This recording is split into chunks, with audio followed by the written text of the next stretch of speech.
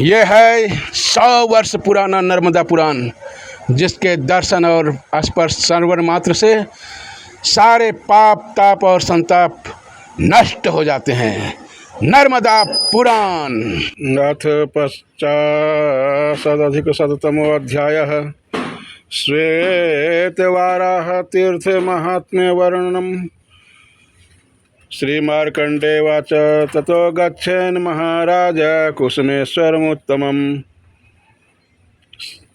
संजितः ख्यातः सर्वेषु लोकेषु देवदेवः सनातनः। दक्षिणे नर्मदाकूले उपपातकनाशनम्। तेन निर्दग्धकायेन चाराध्य परमेश्वरम् अनङ्गेन तथा प्राप्तमङ्गित्वं नर्मदातटे। युधिष्ठिर्वाच अङ्गीभूतस्य नासत्त्वमनङ्गस्य तु मे।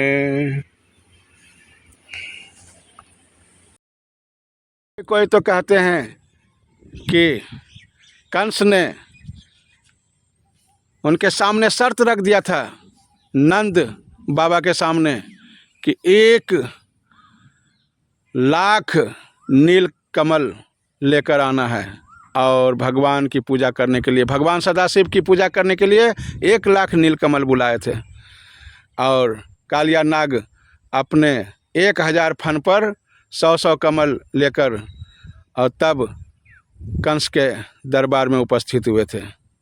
अनेक कथा है। भगवान श्री कृष्ण ने कालिया नाग का मोक्ष किया, वहाँ से रामनक द्वीप को भेजा।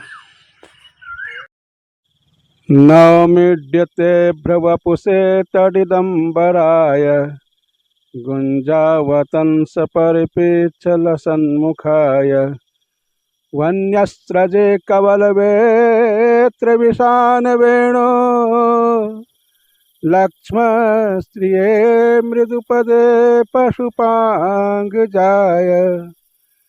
श्री राम जानकी आश्रम जयनगरा बाबा में सबका हार्दिक स्वागत है। यहाँ चैत्र मास में 1 महीना श्री रामचरितमानस, वैशाख मास में 1 महीना श्रीमद् भागवत महापुराण और ज्येष्ठ मास में श्रीमद् वाल्मीकि रामायण।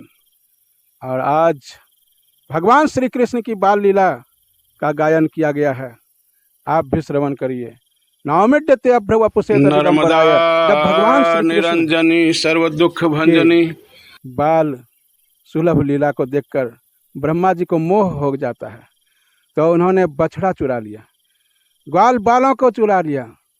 भगवान श्री कृष्ण ने वही रूप धारण किया, जितने पीताम्बर थे, जितने वंशी थे, जितने बांस थे, एक एक रूप धारण कर लिए। सर्वम विष्णुमयम जगत। भगवान श्री कृष्ण अनेक रूपों में, अनेक रूप रूपाय विष्णवे प्रभु विष्णवे, भगवान श्री कृष्ण सभी रूपों में एक हो गए। और ब्रह्मा जी ने जब देखा तो उनका मोह दूर हो गया और वे भगवान श्री कृष्ण के आह को चरणों में नतमस्तक होकर स्तुति करते हैं। और इसी क्रम में आज शरद ऋतु और वर्षा ऋतु का वर्णन है। जैसे कि किष्किंधा कांड में वर्णन है, ठीक इसी प्रकार श्रीमद् वाल्मीकि रामायण में है और श्रीमद् भागवत महापुराण में भी यही वर्णन है। बर्हा पीडम नटवर वपुः कर्णय कर्णिकारं बिभ्रदवासः कनककपिशं वैजयन्तीं च मालां रन्ध्रान वेणोरधरसूधया पूरयन् गोपवृन्दे वृंदारण्यम स्वपदरमणम प्राविशद गीत कीर्ति।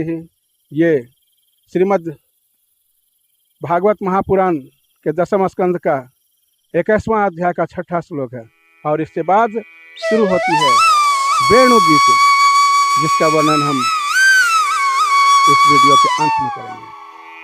ये यक्ष बाबा आश्रम, यक्ष बाबा का सरोवर है, यक्ष सरोवर। यहाँ कमल के फूल खिले हैं, चमन में फूल खिलते हैं, वन में हंसते हैं। और यहाँ हंसता हुआ खिलता हुआ प्रकृति का उत्तम धरोहर। और यह है यक्ष बाबा मंदिर, जहाँ दूर दूर से लोग आते हैं, हजारों की संख्या में लोग आते हैं।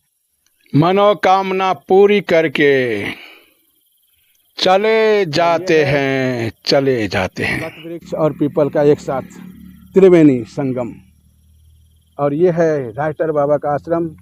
देख सकते हैं टूटी फूटी झोपड़ी है, जो कई जगह से टिप टिप बरसा पानी, बरसात में छत टपकता है, लेकिन ये श्रीमद् भागवत महापुराण से आच्छादित है। श्रीमद् वाल्मीकि रामायण श्री रामचरितमानस का पाठ इसके अंदर होता है। नित्य निरंतर जहाँ हरि कथा होती है वह स्थान स्वर्ग से भी सुंदर हो जाता है। इसलिए ये श्री राम जानकी आश्रम जयनगरा। और ये देख सकते हैं महंत पवन बाबा रामायणी जी महाराज, और यहाँ सीताराम लिखा हुआ है। ये आश्रम का परिवेश है।